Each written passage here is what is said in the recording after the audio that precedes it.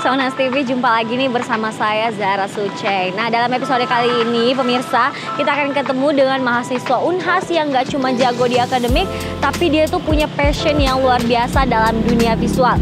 Bayangin aja masih mahasiswa tapi udah sering motret buat brand-brand besar, ikut-ikut event-event nasional dan juga menangin lomba fotografi tingkat nasional lebih dari 1 kali. Penasaran siapa dia? Untuk itu jangan kemana-mana, tetap di Unhas Story, menemukan cerita menarik di balik mahasiswa inspiratif.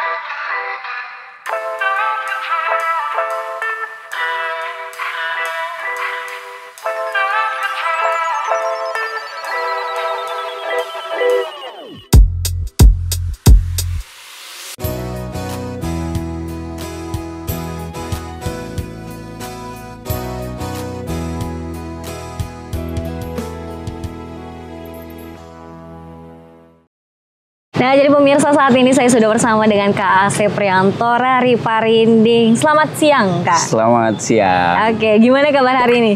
Ya, luar biasa. Ya, cukup panas ya. Oke, ya panas sih hari ini, guys.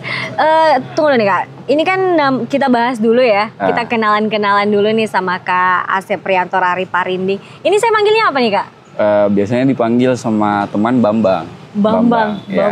Dari Asep Prianto Rariparinding ke Bambang tuh gimana sih? Sebenarnya bagaimana? Lumayan jauh nih.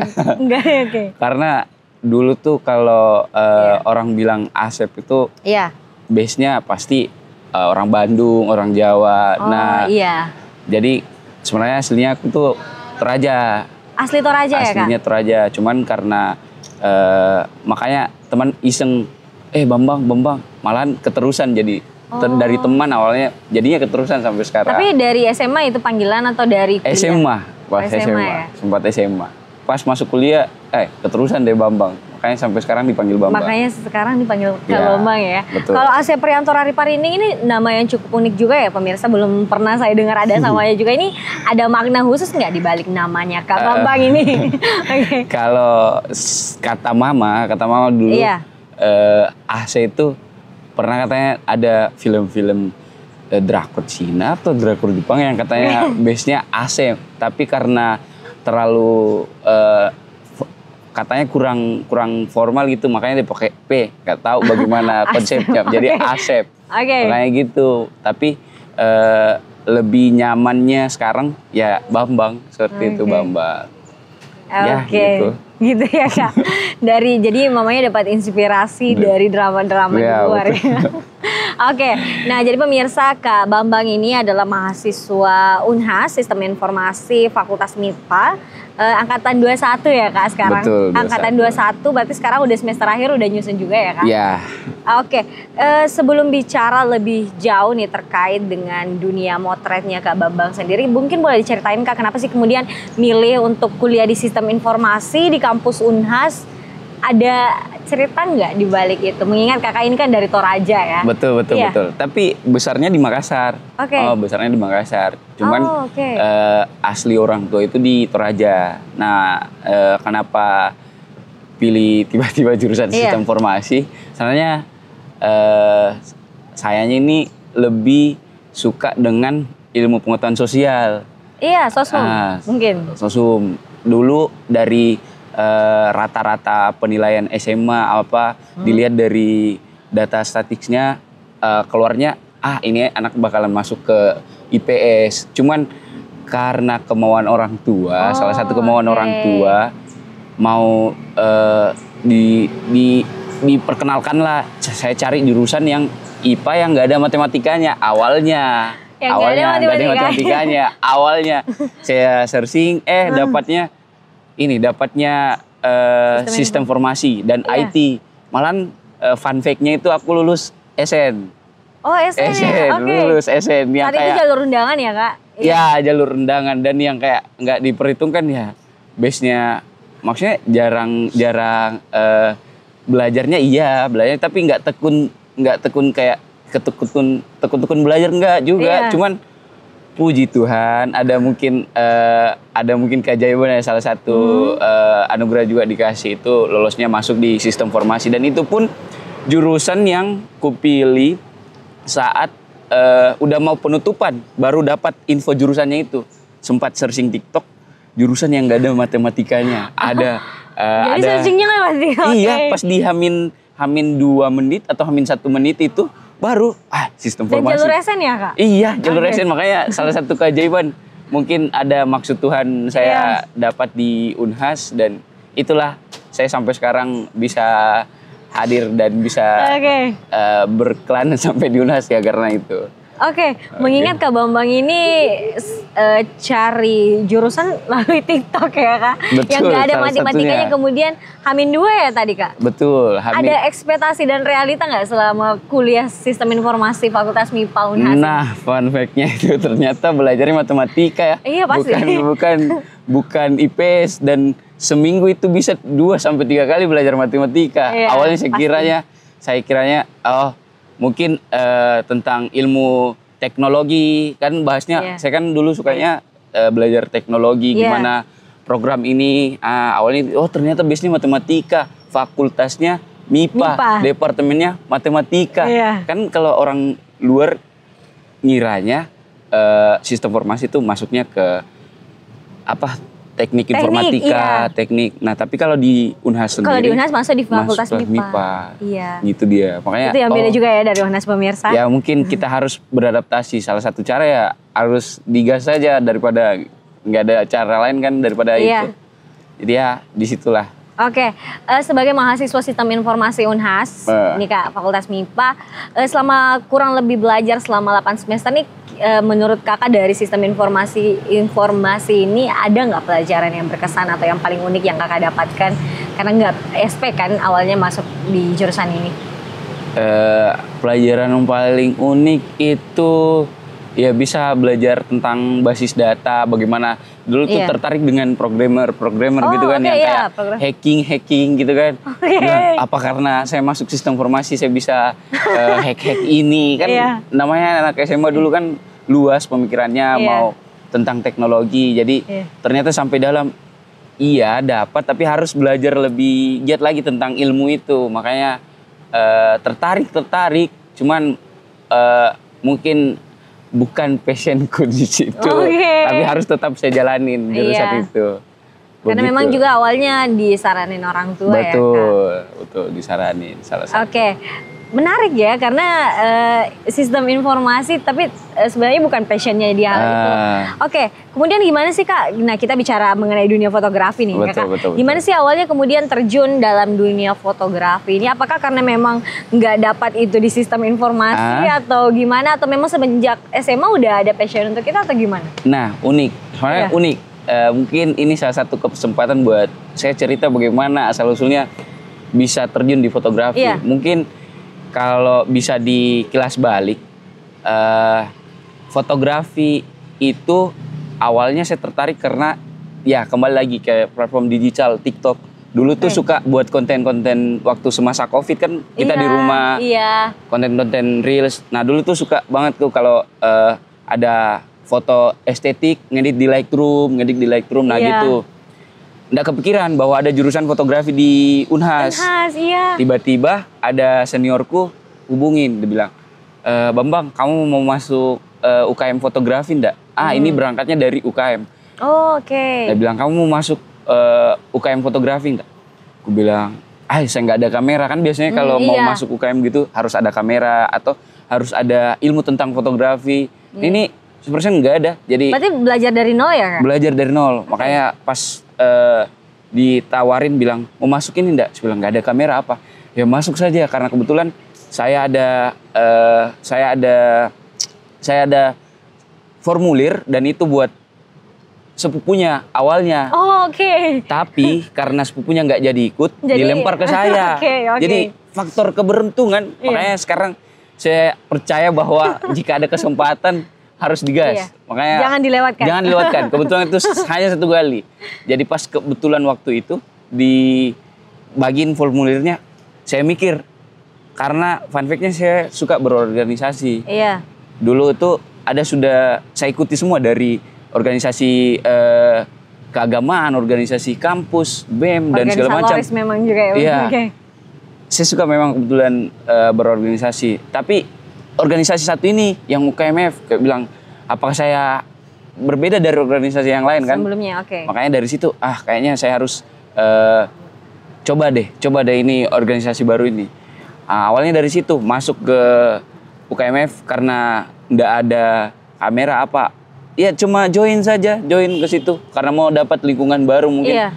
Pas join, asik, kayaknya asik ini. Jadi udah bisa jadi tempat rumah kalau misalnya ada kegiatan di mungkin kampus. Lingkungannya juga asik ya Kak. Oke, teman-temannya oke. Karena apa ya, dia punya secret. Jadi kita bisa di situ kayak bukan hanya untuk tentang ngobrol, bisa kita kumpul bareng kayak ngerjain tugas kah, atau misalnya mau istirahat kah, mau bermalam kah, bisa juga. Bisa kan ada juga. Secretnya ya? Ada secretnya. Jadi banyak ternyata ilmu yang aku dapat dari fotografi itu. Dan sampai sekarang pun kayak bersyukur, salah satu hobi yang saya bisa jadi pekerjaan. Maksudnya saya bisa jadikan ini pekerjaan, bahwa ada passion sendiri di situ. Tapi berawal memang dari situ awalnya. Oke. Menarik pemirsa, karena awalnya ini diberikan kesempatan ya, dan Kak Bambang itu tidak melewatkan kesempatan itu untuk kemudian join di UKM, nyaman dengan lingkungan, nyaman dengan teman-teman yang ada, kemudian di situ mulai untuk belajar ya Kak. Tapi saat itu belum ada kamera juga ya Kak? Belum ada. Full. Jadi belajarnya gimana? Full. Gimana? Kalau digelas balik lagi panjang ceritanya.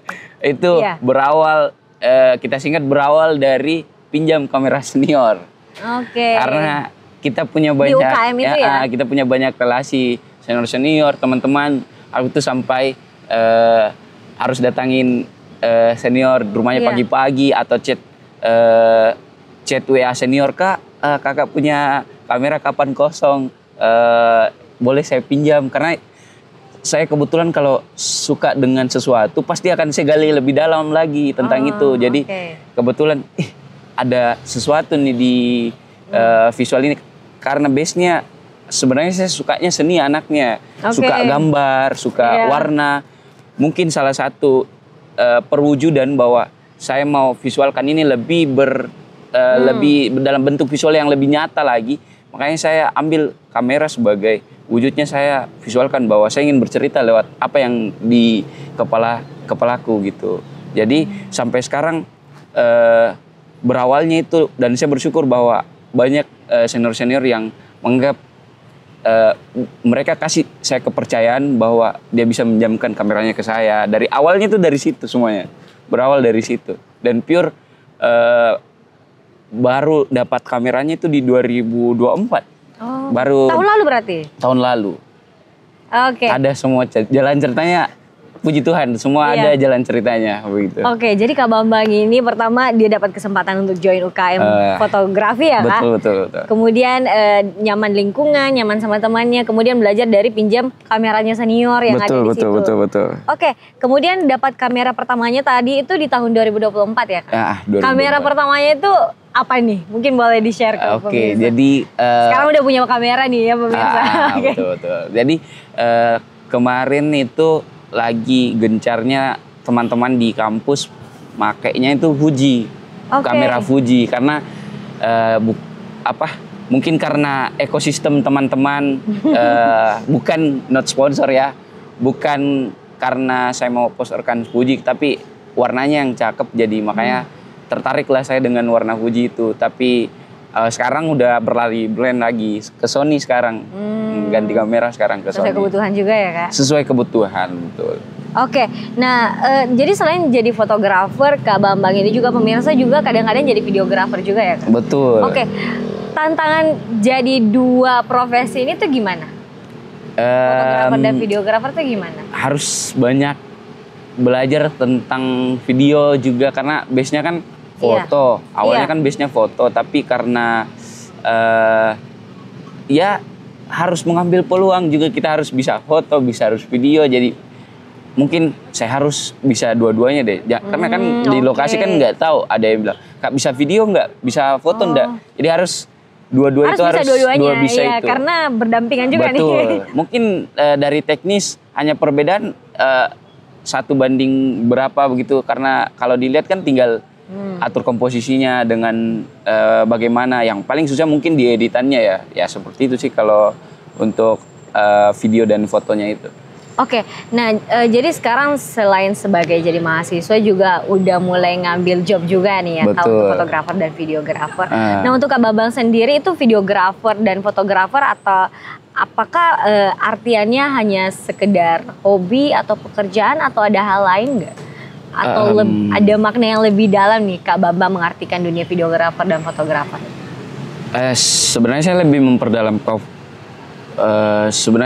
memperdalam ke fotografernya. Oke. Cuman arti tersendiri buat saya itu sama yang seperti saya katakan tadi, bahwa saya bisa menggambarkan visual seperti apa yang saya mau. Jadi foto tempat saya bercerita tentang apa yang ada di kepalaku. Nah, dulu itu berawal dari hobi. Awalnya itu berawal dari hobi. Dia pure hobi. Sampai puji Tuhan dapat beberapa achievement atau penghargaan dari beberapa lomba-lomba tingkat nasional, juga lomba-lomba tingkat daerah. Itu salah satu achievement yang betul-betul pure karena hobi. Tapi melihat peluang itu, ada kepercayaan dikasih kepada saya, makanya kadang kan lah bisa dong ini jadi pekerjaan juga. Akhirnya saya jadikanlah sebuah pekerjaan dan buka vendor sendiri seperti itu. Jadi lebih fokus juga di dalam dunia fotografernya juga ya? Betul. Setiap fotografer tuh punya gaya dan ciri khasnya masing-masing nih Kak. Nah kalau Kak Bambang itu sendiri gimana sih biasanya ngekonsep atau ciri khas apa nih yang selalu Kakak bawa dalam setiap karyanya? Kalau kebetulan base-nya saya tuh dari jurnalistik. Fun fact-nya pernah kerja di Harian Fajar sebagai fotografer, dan puji Tuhan di situ saya bisa dibilang termasuk muda juga dan bisa join ke komunitas-komunitas yang dalam tanda kutip profesional. Akhirnya setiap foto yang saya hasilkan itu harus bercerita.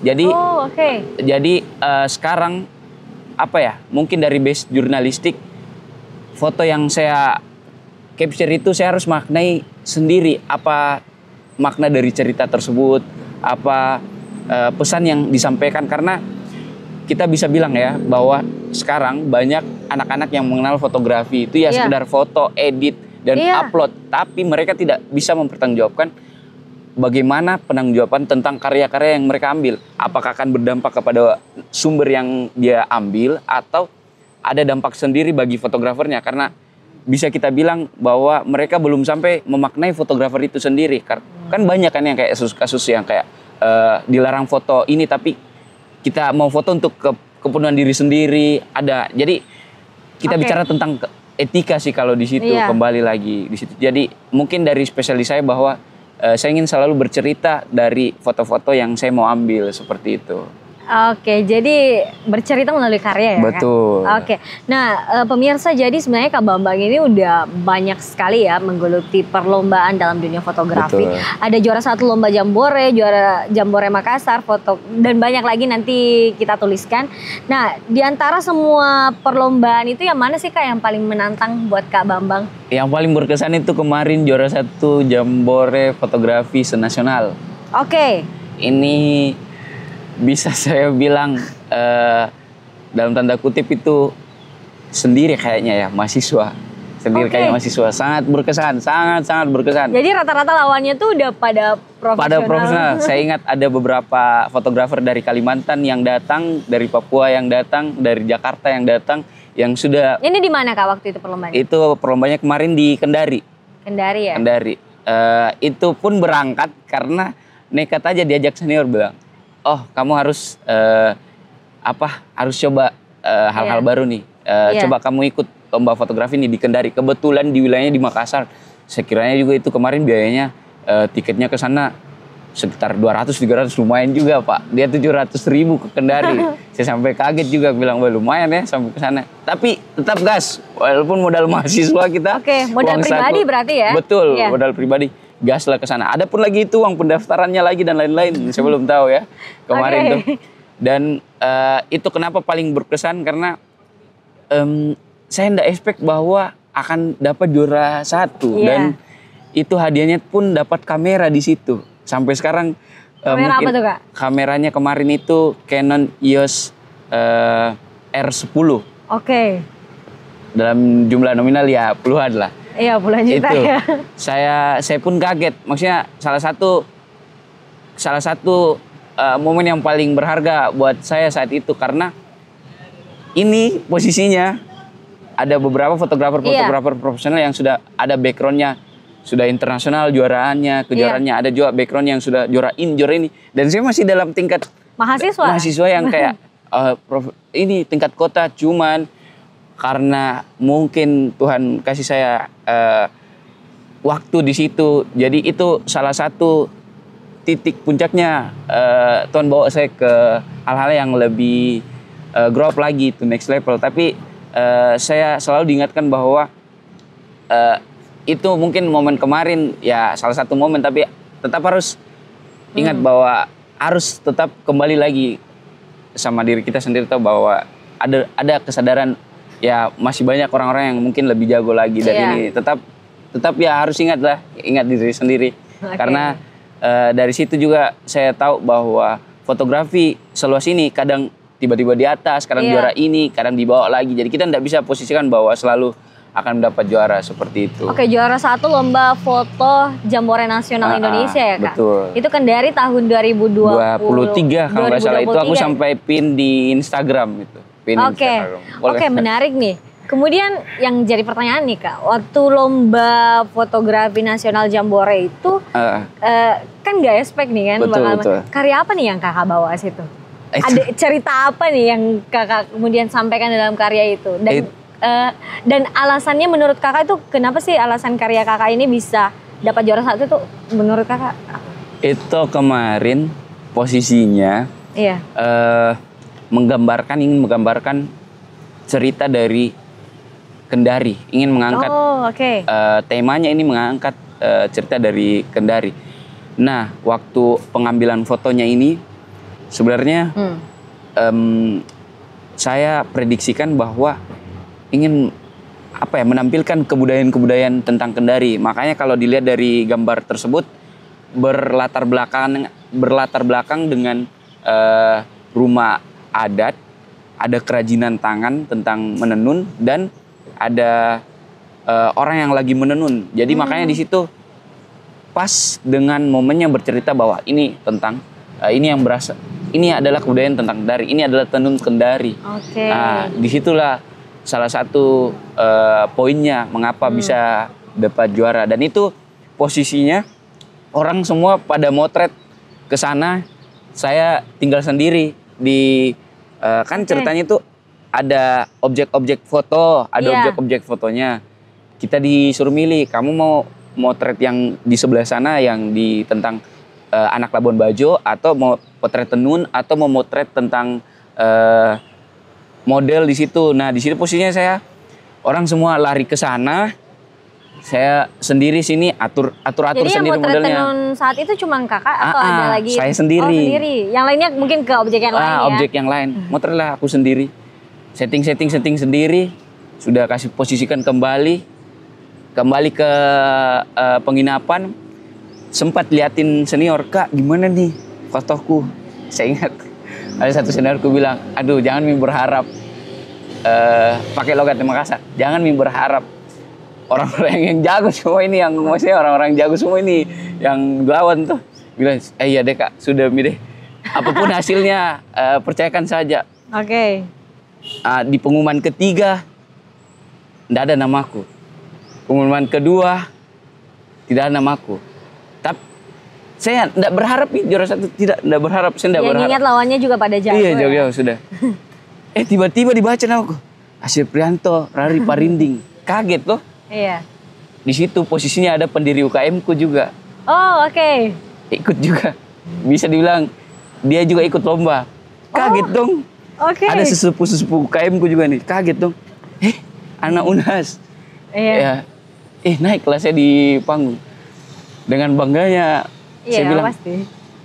Ada memang jalan. Ada memang maksud Tuhan. Ada memang maksud Tuhan. Selalu percaya bahwa mungkin cara Tuhan lagi buat saya ada di fase itu. Oke. Dan yang menarik pemirsa sebenarnya bahwa ketika memotret Kak Bambang itu selalu membawa cerita. Dan itu yang menjadi poin plus tersendiri untuk setiap karya Kak Bambang yang dihasilkan ya Kak.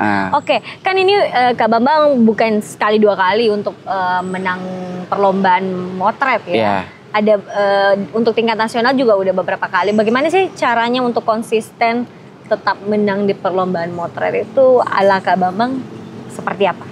Untuk konsisten sendiri kita harus pahami sebenarnya tema apa yang mau diangkat. Sama seperti kita lagi menjual. Tapi ketika kita ingin menjual sesuatu pasti kita harus melabelkan diri kita bahwa ini yang kita jual. Nah seperti itu yang saya selalu angkat. Jadi kayak temanya tentang perusahaan A. Jadi harus kita kulik tentang perusahaan A. Yang kita foto itu tentang perusahaan A. Jadi harus memang kita gali temanya sendiri. Karena kalau dibilang foto ya foto banyak. Orang bisa banyak foto tentang HP, bisa ini. Tapi tidak semua orang bisa memaknai tentang temanya. Tema apa yang diangkat. Tema kayak misalnya tentang hidup dan mati tentang manusia. Apa yang kamu angkat tentang hidup dan mati manusia? Kalau mungkin saya visualkan tentang fotoku, orang yang lagi tidur tapi ada bayangan tentang dia bisa bangkit kembali kayak mati suri. Itu maksudnya visual tentang harus memvisualkan, tapi maksudnya dalam visual susah didapat. Tapi bagaimana kita visualkan itu menjadi foto yang bisa langsung orang maknai, oh iya ya, ini yang lebih cocok ke temanya, ini yang lebih cocok diangkat tentang tema itu. Makanya di situ nilai plus sendiri. Itu yang saya konsistenkan. Pahami pesan apa yang ingin disampaikan. Betul. Ya Kak. Oke. Siapa sih Kak sosok yang mungkin ada idola ya dalam dunia fotografi yang mungkin Kakak selalu ikuti gitu? Ada nggak? Idola sendiri sebenarnya belum, maksudnya belum ada sih. Cuman suka saja lihat beberapa karya-karya fotografer kayak ada fotografer di India, dia suka sekali itu buat foto-foto street tentang kehidupan di India. Ada juga sebenarnya ndak spesifik ke suka satu orang ini, cuman suka aja lihat karya-karya tentang ada juga namanya Mas Ranar, keren juga. Banyak sih banyak tentang fotografer luar yang menginspirasi saya buat ingin berkarya lagi seperti itu. Oke, nah pertanyaannya nih khusus buat fotografer banget nih ya Kak. Kalau sekarang kan udah pasti pernah cobain berbagai macam kamera dan lensa ya. Betul. Kalau sekarang kamera dan lensa favoritnya Kak Bambang tuh apa? Alasannya juga ya? Ya, untuk sendiri itu karena yang aku pakai ini sekarang Sony A74. Lensanya itu ada 85 GM, 85 f1.4 sama lensa andalanku juga itu 1635 f28 GM. Kenapa suka itu? Karena warnanya yang lebih natural dan lebih tajam hasilnya, lebih tajam. Jadi itu yang buat saya tertarik dengan kamera dan lensa itu. Kalau saran kamera untuk pemula tuh apa Kak? Bagusnya? Misalnya kayak belum ada skill nih untuk motret tapi mau belajar untuk kalau mau dibilang saran kamera ya mungkin nggak menganut kepada brandnya ya. Iya. Mending ambil yang mirrorless yang kecil aja yang bisa dibawa dalam saku atau dalam saku atau ini. Kalau memang kamu mau fokusnya ke profesional, ya otomatis kamu harus expensifkan budget buat kamera yang di atas budget ya. Karena kan kamera sekarang ya jangan dianggap remeh juga karena bisa sampai ada yang seharga mobil, ada yang seharga motor. Betul. Makanya mahal-mahal. Kalau kamu memang di hobi ya boleh lah yang kamera di range harga 5 sampai 7 jutaan itu ada kamera Fujifilm, ada kamera Sony juga yang full frame pun ada juga. Ya itu sih setelah situ. Nah, buat saya penasaran nih Kak Bambang nih lebih milih motret indoor studio atau biasanya lebih sering main yang outdoor gitu? Untuk sekarang lebih senangnya outdoor. Lebih senangnya outdoor karena banyak visual yang bisa terjadi di luar dibanding di dalam studio. Nah sampai sekarang ini pasti udah banyak karya ya Kak yang hasil jepretannya Kak Bambang ini. Di antara banyaknya itu ada nggak yang kemudian jadi favoritnya Kak Bambang sendiri? Ada beberapa foto mungkin yang awal-awal saya motret, saya ingat masih zaman-zamannya dulu waktu mahasiswa nekat foto demo ke Peterani sana motret foto demo itu kayak seset wah udah kayak jurnalistik banget kita ini. Udah motret orang banyak foto-foto yang berkesan buat saya dan itu bisa dibilang awal-awal karir saya selama terjun di dunia fotografi. Nah terakhir nih Kak, sebelum kita menutup pembahasan kita kali ini, kita kemudian pasti penasaran ya, sebagai mahasiswa sistem informasi Fakultas MIPA Unhas, nanti setelah lulus apakah kemudian akan melanjutkan ini keinginan orang tua ini di sistem informasi ataukah akan fokus dengan jobnya Kakak sebagai seorang fotografer?